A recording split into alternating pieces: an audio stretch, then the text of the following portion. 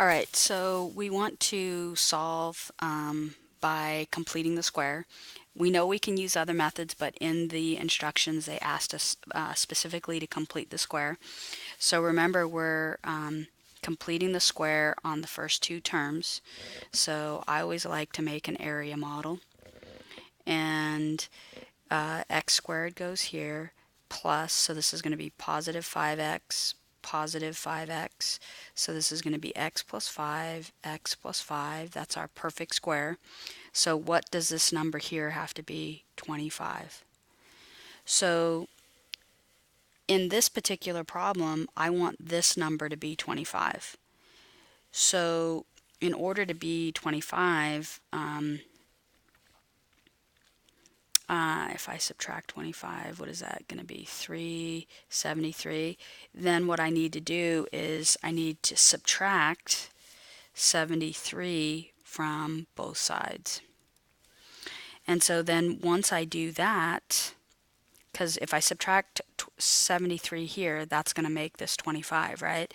So then what I'm going to end up with is x squared plus 10x plus 25, and then 9 minus 73 is going to be 64, negative 64.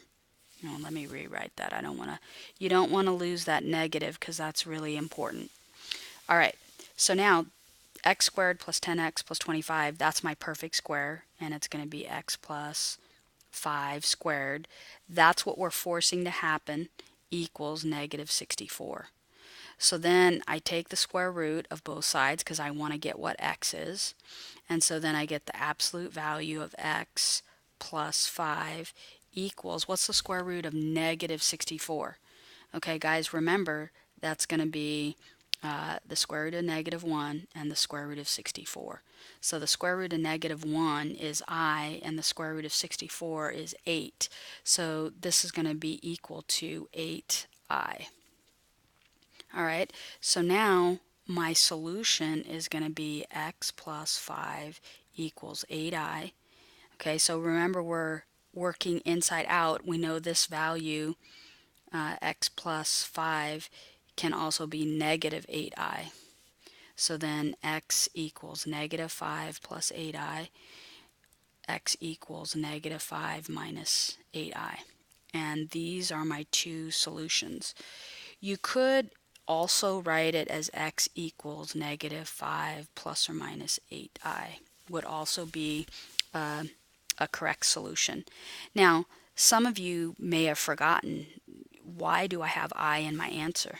Okay, so again, looking at x squared here, this is telling me it opens up. And so if it opens up and I'm getting I in my answer, I don't cross the x-axis. So somewhere this quadratic is opening above the x-axis and not crossing it. And that's why it's giving me the imaginary solutions. So x equals negative 5 plus or minus 8i are my complex solutions or imaginary solutions.